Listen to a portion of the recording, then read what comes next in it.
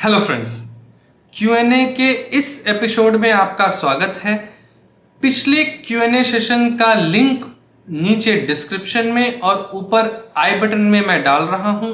अभी तक आपने वो वीडियोस नहीं देखे हैं तो प्लीज़ उसे ज़रूर देखें। आपकी बहुत सारी क्वेरीज रिसीव होती हैं जो जेनरिक होती हैं। मैं कोशिश करता हूं कि उसको इन एपिसोड्स के थ्रू एड्रेस करूं, जिससे कि जो आपके समस्याएं हैं उन पर एक समाधान दे पाऊं अपनी तरफ से। मुझे काफ़ी पर्सनल क्वेरीज भी मिलती हैं कमेंट बॉक्स में। मैं ऐसी क्वेरीज यहाँ पर पिक नहीं करता, सिर्फ उन्हीं क्वेश्चंस को पिक करता हूँ जिससे कि मेरे व्यूअर्स का फ़ायदा हो।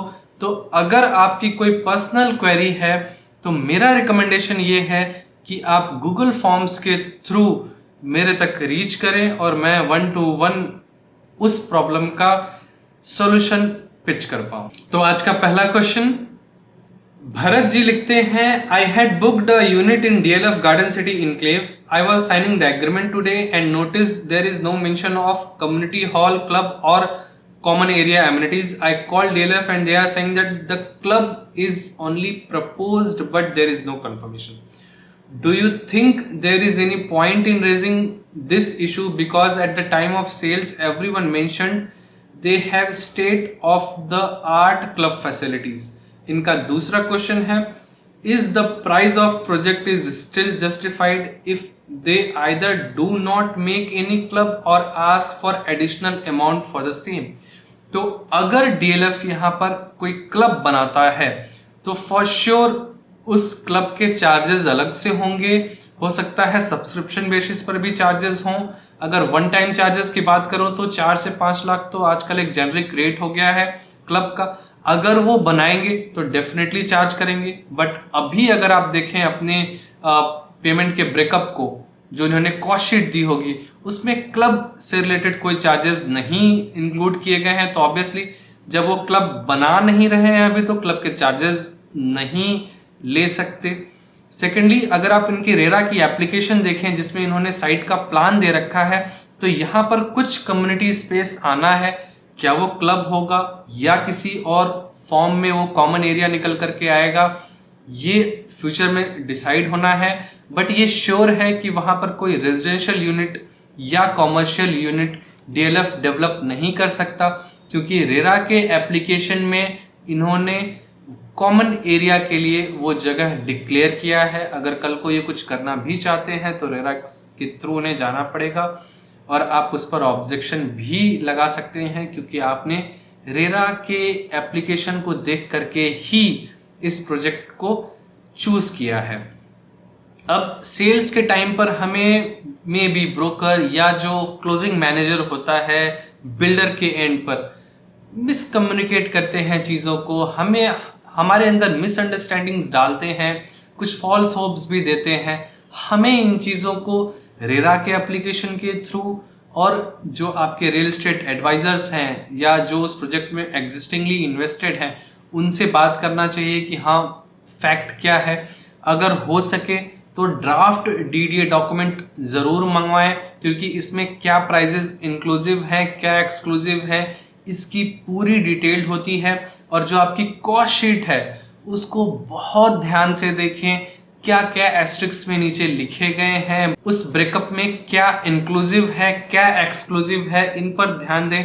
आई थिंक हमें थोड़ा सा और जागरूक होने की ज़रूरत है, जिससे कि कोई भी ब्रोकर या क्लोजिंग मैनेजर हमें मिसगाइड ना कर पाए। तो आशा करता हूं कि आपके क्वेश्चन का आंसर आपको मिल गया हो।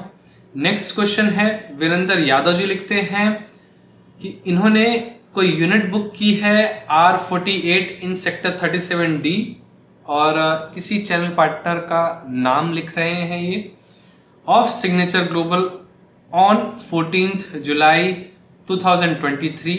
At the time of booking were given assurance of the 3% commission cashback of amount 2,64,000 will be given by him after the payment of 16% of the total cost.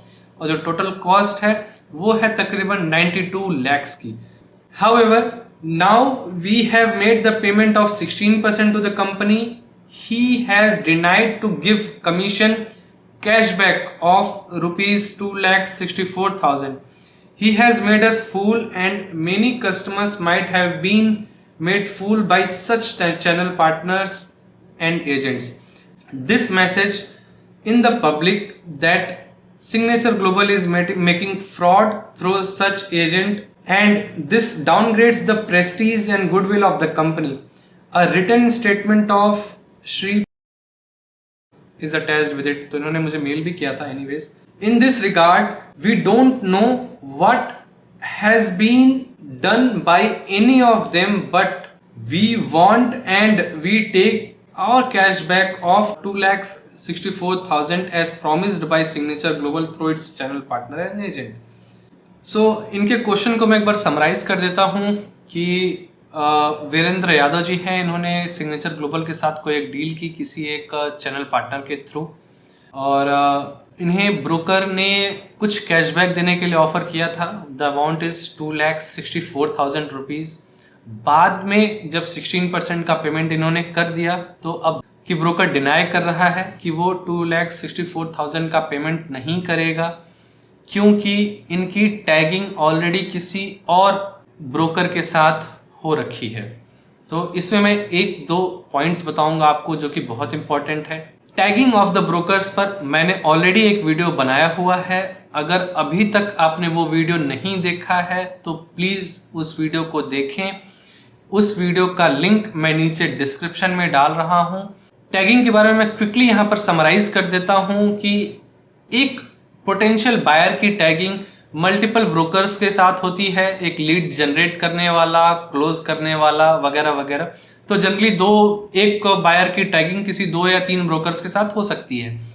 आपने डेफिनेटली इनिशियली किसी और broker से बात किया होगा, अपना कॉन्टैक्ट डिटेल्स वगैरह share किया होगा, उसमें मे भी कोई फॉर्म वगैरह भरा हो ब्रोकर्स के थ्रू. तो उस ब्रोकर ने आपका नाम सिग्नेचर ग्लोबल को दे दिया कि he is my potential client, और आपने एंड टाइम पर अपना ब्रोकर चेंज किया, may be directly signature global को अप्रोच किया हो आपने और फिर उनके थ्रू डील साइन की हो इस आशा में कि आपको बेहतर डील कोई दूसरा ब्रोकर दे देगा.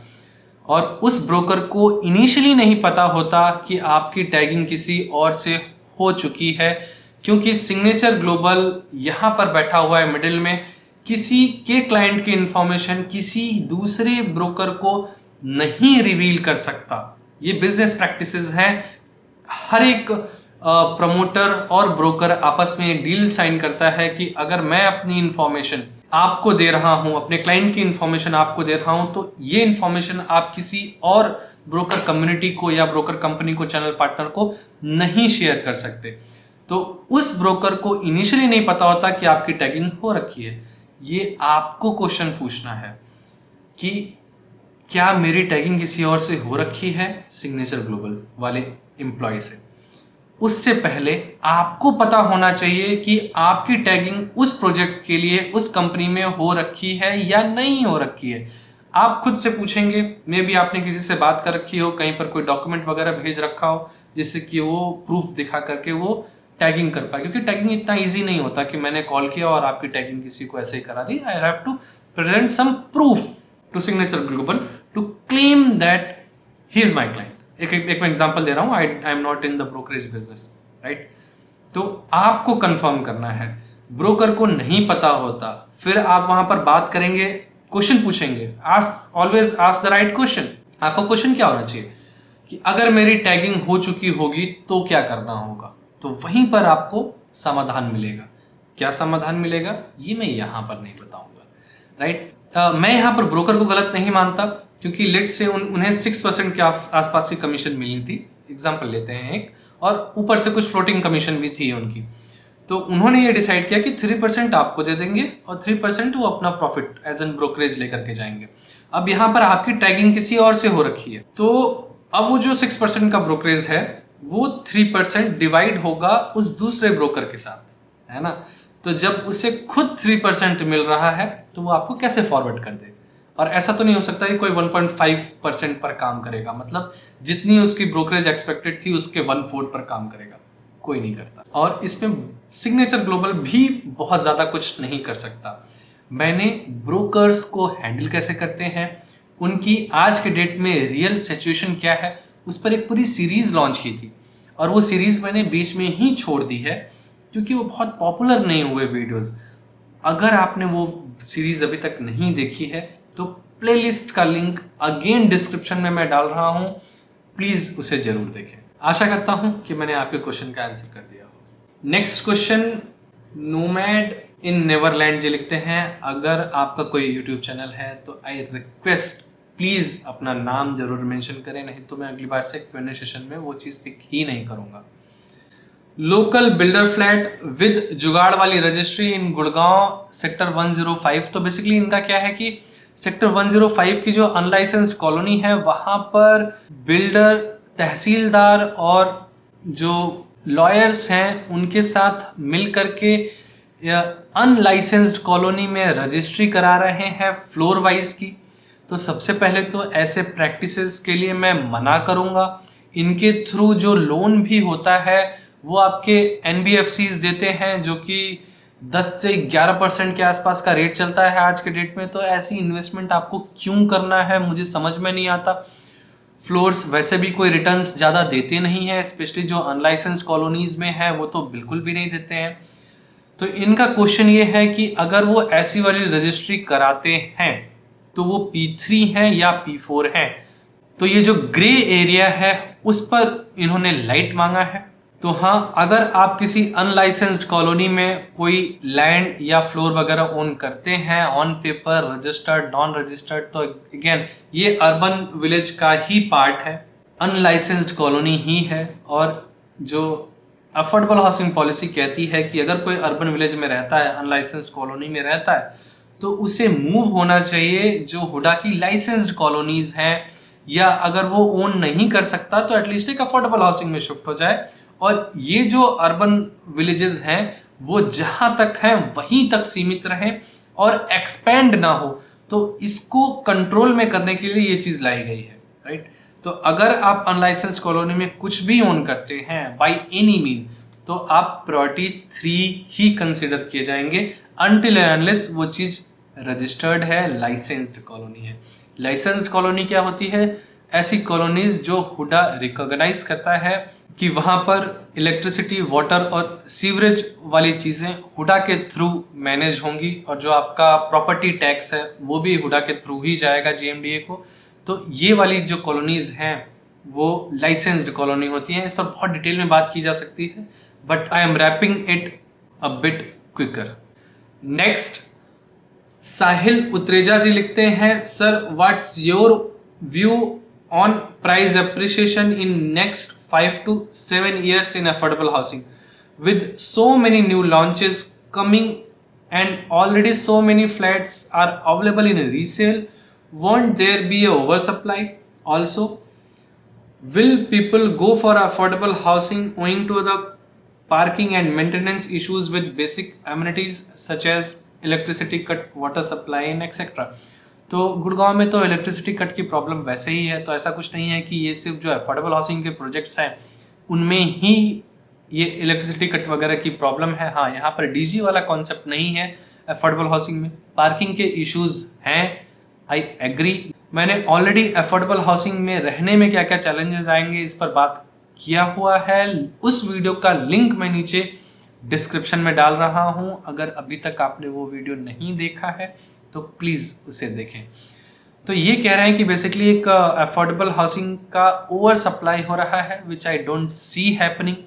डिमांड बहुत ज़्यादा है। अगर आप आज के डेट में देखें तो हर एक प्रोजेक्ट तकरीबन 10x सब्सक्राइब हो रहा है, राइट।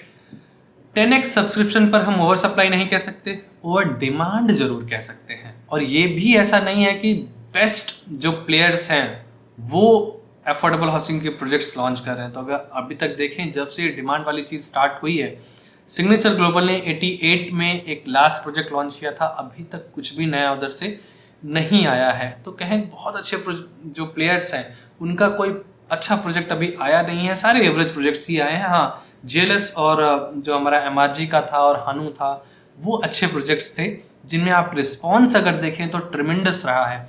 तो आप ये जरूर कह सकते हैं कि डिमांड बहुत ज़्यादा है। अब डिमांड आज है तो ऐसा तो नहीं है कि ये डिमांड ख़त्म हो जाएगी, है ना। जो लोग अपने रहने के लिए घर सीख कर रहे हैं और आज डिमांड ज़्यादा और सप्लाई कम है, तो मतलब 4 साल बाद डिमांड और सप्लाई में भी डिमांड और बढ़ जाए और सप्लाई तो उतनी ही है, क्योंकि एटलीस्ट 5 से 7 साल लगने हैं उसको बनने के लिए। तो हाँ, आप डिमांड का बबल जरूर कह सकते हैं कि हाँ, ये अचानक से कोविड वगैरह के बाद इतने लोगों को घर क्यों लेना है। और 4 साल बाद मुझे लगता है लोग और बढ़ेंगे और जो सप्लाई है अफोर्डेबल हाउसिंग की वो कहीं ना कहीं कंट्रोल्ड है। 4 या 5 साल में एक अफोर्डेबल हाउसिंग प्रोजेक्ट बन करके आता है, तो हाँ, रिटर्न्स अच्छे रहेंगे। इसका दूसरा रीज़न जो मैं ऑलरेडी बात करता आया हूँ कि जो नेक्स्ट टिकट साइज है कहीं भी रहने की बजट सेगमेंट में, अफोर्डेबल सेगमेंट से जो बजट सेगमेंट का जंप है वो एटलीस्ट 3x टाइम्स है।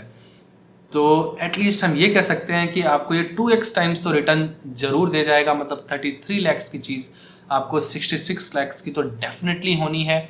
अगेन, अगर कोई 80 या 90 लाख वाली चीज़ अफोर्ड कर सकता है और वो एक किसी बजट सेगमेंट में रहना चाहता है तो वो प्रेफर ज़रूर करेगा बजट सेगमेंट वाले प्रोजेक्ट्स में रहना। जो ऐसे CGHS अपार्टमेंट्स वगैरह बने हुए हैं वो ज़्यादा प्रेफर करेगा, क्योंकि वहाँ पर पार्किंग के इश्यूज एटलीस्ट सॉर्टेड हैं। और जो मैंने चैलेंजेस की बात की है जो अफोर्डेबल हाउसिंग प्रोजेक्ट में रहने में आते हैं वो यहाँ पर नहीं दिखेंगे। तो हाँ, तो आप ये श्योर हो सकते हैं कि आपको जो रिटर्न है वो 65 to 70 तो एक एवरेज से प्रोजेक्ट का डेफिनेटली मिलना है with a better rental yield, जो अगर हम कंपेयर करें किसी लग्जरी प्रोजेक्ट के थ्रू। तो मेरे हिसाब से नहीं है। आप अगर ये सोच करके इन्वेस्ट करने से बच रहे हैं तो प्लीज़ ऐसा ना करें। एक यूनिट एटलीस्ट मैं चाहता हूँ कि जितने भी मेरे व्यूवर्स हैं एक अफोर्डेबल हाउसिंग की यूनिट जरूर रखें। आशा करता हूँ कि आपके क्वेश्चन का आंसर मैंने कर दिया हो। अब नेक्स्ट क्वेश्चन लेते हैं।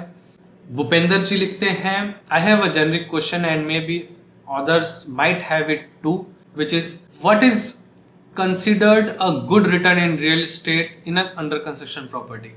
तो इनका क्वेश्चन बहुत अच्छा है। सेकंड क्वेश्चन है, I have brought a MQ unit in affordable housing, therefore evaluating whether by paying MQ have I eroded my profit। I am talking about Parina 68। I brought it on the basis of your recommendation in your video। तो हाँ जी, देखिए, अगर आप MQ में कुछ भी दे रहे हैं तो बिल्कुल जो प्रॉफिट आप फ्यूचर में बना सकते थे वो प्रॉफिट आप बिल्डर को दे देते हैं इनिशियली, जिससे कि आप और भी पैसा बना पाए। अच्छा, मैं इसको एक्सप्लेन करता हूँ। जब भी बिल्डर MQ देता है तो अपनी तरफ से उस यूनिट में कुछ प्रीमियम देता है। जैसे सिग्नेचर ग्लोबल या MRG के जो प्रोजेक्ट्स लॉन्च होते हैं उसमें MQ के लिए एक different all together different tower देते हैं, जहां पर सिर्फ 4 फ्लैट्स होते हैं पर फ्लोर। तो वहां पर अगर देखें MQ देना बिल्कुल बनता है। वहां पर एक अफोर्डेबल हाउसिंग के प्रोजेक्ट में बजट सेगमेंट में रहने का एक्सपीरियंस वो पर्टिकुलर यूनिट देगी, तो इस चीज का प्रीमियम है। परीना ने यहाँ पर क्या करने की कोशिश की है कि जो इनका सेंटर ग्रीन एरिया है वो फेसिंग दिया है, बालकनी बड़ी दी है और जो इसका बालकनी का फेसिंग है वो बेहतर दिया है। तो हाँ, एक किसी प्रोजेक्ट में एक अच्छी यूनिट होती है और एक खराब यूनिट होती है। तो खराब यूनिट ऑब्वियसली जो उसके रिटर्न्स हैं वो कंपैरेटिवली कॉम्प्रोमाइज्ड होते हैं, उनका बिकना भी थोड़ा सा मुश्किल होता है या रेट्स वगैरह डाउन करने होते हैं। लेकिन अगर आपके पास अच्छी यूनिट है तो यस, आप बेट कर सकते हैं अपने रिटर्न्स पर, आप अड़े रह सकते हैं अपनी डिमांड पर, क्योंकि आप कुछ बहुत अच्छा होल्ड करते हैं। जैसे कि साउथ फेसिंग बालकनी एक सेंटर ग्रीन फेसिंग एरिया में, राइट, जहां पर बालकनी निकल के आती है बड़ी वाली। अगर आपके पास ऐसा कुछ है, maybe 4th floor 5th floor पर, middle of the floors, not on the higher floors, okay. क्योंकि अगर आप सेंटर ग्रीन फेस कर रहे हैं, इनर साइड है, तो आपको कंपैरेटिवली नीचे रहना चाहिए। तो इस तरीके का अगर आप यूनिट होल्ड कर रहे हैं तो बिल्कुल आपको रिटर्न अच्छा दे जाएगा। तो ऐसे प्रीमियम यूनिट्स के लिए हम लग्जरी सेगमेंट में ऑलरेडी PLC देते आए हैं और उन PLCs पर भी एक अच्छा रिटर्न और कंफर्ट एंजॉय करते आए हैं। तो डेफिनेटली अफोर्डेबल हाउसिंग में भी ये चीज़ प्ले आउट करेगी। मैं MQ में सबसे ऊपर प्रायोरिटी रखता हूं कि मे बी जो उसका टावर है वो बिल्कुल डिफरेंट हो, तो सबसे ज़्यादा अच्छा है, क्योंकि वहां पर आपको एक बजट सेगमेंट वाली फीलिंग दे देगा। हाँ, अगर आप उसी टावर में दे रहे हैं तो फिर एडिशनल आप क्या ऑफर कर रहे हैं, तो उस प्रोजेक्ट की जो अच्छी फेसिंग्स हैं वो सारी की सारी उसी MQs में है। बाकी दूसरी वाली फेसिंग उतनी अच्छी नहीं है, उतने बड़े आपको बालकनी भी नहीं मिलती है, तो एक ओपन एरिया अंदर से फील होता है, और प्रोजेक्ट की लोकेशन वगैरह तो अच्छी है ही। तो डेफिनेटली आपने इनिशियली बिल्कुल कॉम्प्रोमाइज़ किया है रिटर्न से, बट वो 15 लैक्स जो आपने एक्स्ट्रा दिए होंगे, मे बी मैं एक एग्जांपल ले रहा हूँ, वो कहीं ना कहीं आपको एड ऑन देंगे रीसेल के कंफर्ट में और रिटर्न्स पर। नेक्स्ट क्वेश्चन है, सर व्हाई द अरिया mall road is getting held up? तो जी, लैंड एक्विजिशन का इशू है जहाँ तक कि मुझे पता है।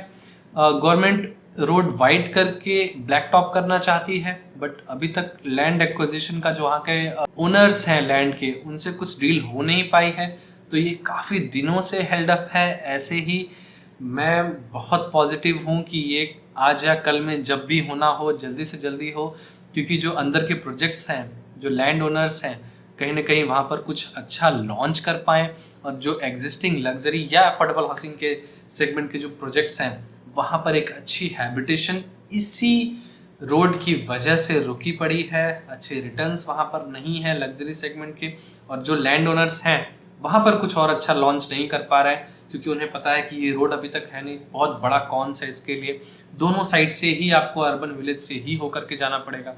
अफोर्डेबल हाउसिंग तक चलता है, बट लग्जरी को बेचने के लिए कुछ ना कुछ अच्छा तो दिखाना पड़ेगा, और गवर्नमेंट बिल्कुल सपोर्ट कर रही है इस तरीके के वाइड रोड वगैरह करने में। और जो इंफ्रास्ट्रक्चर का डेवलपमेंट है, जब से हमारा GMDA फॉर्म हुआ है तब से अच्छी चीज़ है कि गवर्नमेंट इनिशिएटिव ले रही है, और मुझे लगता है आज नहीं तो कल ये बनेगा ही ज़रूर।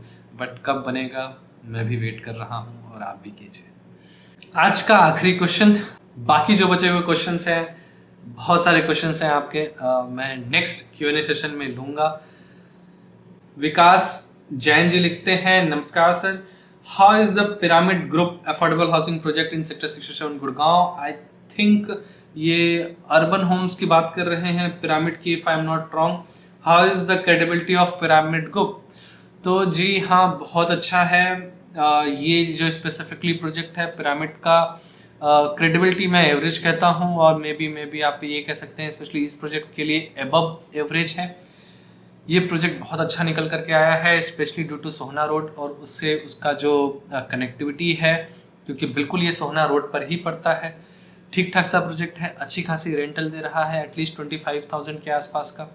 तो एक अच्छी इन्वेस्टमेंट रीसेल में देखी जा सकती है। अगर ठीक ठाक से रेट पर आपको मिल रहा है तो आप रीसेल में ज़रूर कंसिडर कर सकते हैं। अभी भी ऐसा नहीं है कि यहाँ से पैसा नहीं बनाया जा सकता। तो आशा करता हूँ कि आपको ये वीडियो पसंद आई हो, और इन क्वेश्चंस के थ्रू आपके भी जो कन्फ्यूज़न है उनको रिजोल्यूशन मिला हो। मैं रियल एस्टेट के ऐसे ही एजुकेटिव वीडियोस और प्रोजेक्ट्स के अनबायस्ड रिव्यूज़ लाता रहता हूँ, तो ऐसे वीडियोस को मिस ना करने के लिए अगर अभी तक आपने मेरा चैनल सब्सक्राइब नहीं किया है तो प्लीज़ इसे सब्सक्राइब कीजिए। मिलते हैं अगले वीडियो में, तब तक मेरे जो और पुराने वीडियोस हैं जो आपने अभी तक नहीं देखा है उन्हें ज़रूर देखें। जो आपकी रियल एस्टेट की अंडरस्टैंडिंग है वो उसको इन्हेंस करने में आपकी मदद करेगा। Thank you.